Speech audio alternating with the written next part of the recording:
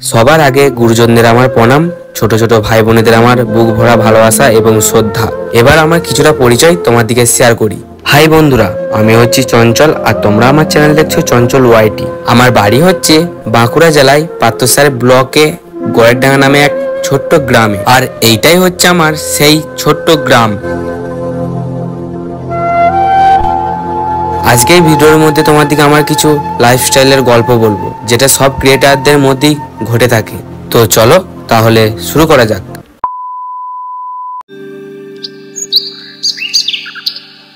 প্রত্যেক দিন সকালে ঘুম থেকে ওঠার পর সবার প্রথম আমার কাজ হচ্ছে আমার ইউটিউব চ্যানেলের প্রথম ভিডিও আপলোড দেওয়া। তাই ঘুম থেকে উঠে সবার আগে হাতে ফোনটা নিয়ে ওয়াইটি স্টুডিওতে গিয়ে ভিডিওগুলো আপলোড দিয়ে দিলাম। এবার আমার কাজ হচ্ছে ঘুম থেকে উঠে ব্রাশ করে খাওয়া দাওয়া করে সারাদিন নেক্সট দিনের জন্য কন্টেন্ট খোঁজা। তাই আজকে সকাল থেকেই বাড়িতেই মিনি ব্লগটা আরম্ভ করে দিয়েছিলাম আমি। কিরে, এভাবে কতদিন চলবে? কিছু কাজ ফাজ কর, না এভাবেই চলে যাবে? ওমা, এখন তো আমি ইউটিউবে ভিডিওটা বানাচ্ছি, তো এখন কি কাজ বাজ দেখবো? এখন 1 বছর 2 বছর ভিডিওটা করি, তারপর না হয় অন্য কিছু কাজ বাজ দেখবো। ইউটিউবে ভিডিও মানে কি হবে? ইউটিউব থেকে খেতে দেবে না পড়তে দেবে? কাজকর্ম কিছু দেখ, না এমনি করেই চলে যাবে?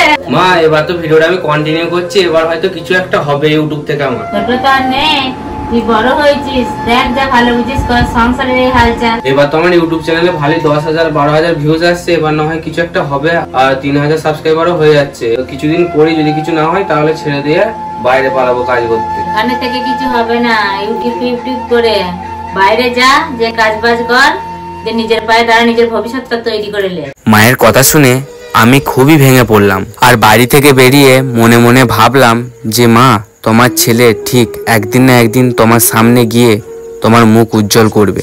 কিন্তু একদিকে আমার ফ্যামিলির চাপ আর অন্যদিকে আমার ভিডিও বানানোর টেনশন, এই নিয়ে আমি খুবই দিন দিন চিন্তায় পড়ে যাই যে কি করব, সামনে এগাতে পারবো না এখানেই থেমে যাব।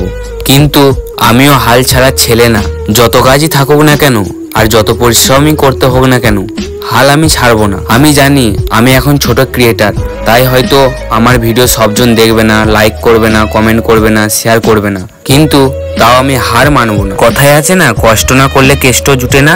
কষ্ট করে যাই, সফল একদিন না একদিন হবে, এটা আমি আশা করি। তাই আমি আবার শুরু করে দিই আগের মতো ভিডিও বানাতে। ঠিক তখনই আরো একটা বাধা এসে পড়ে আমার পথের সামনে।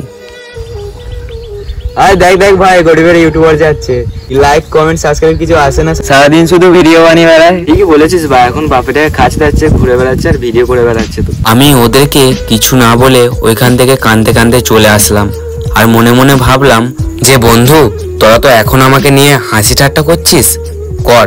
আমি শুধু একটা জিনিসেরই অপেক্ষায় ছিলাম, আর সেইটা হচ্ছে সময়। সময় এলে তার সাথে সাথে সবই পরিবর্তন হবে। কিন্তু তারপরেও আমার টেনশন দূর হয়নি। শুধু পদে পদে একটা জিনিসই ভাবছিলাম, ইউটিউবে আমি সফল হতে পারবো তো? না, লোকের কথায় কান দিয়ে কিছু হবে না। লোকে তো অনেক কিছুই বলবে। একটা মানুষ যখন কোনো কিছু করার চেষ্টা করে তখন 1000টা বাধা আসে, কিন্তু ওগুলো পার করেই আমি এইভাবেই সফল হওয়ার চেষ্টা করব।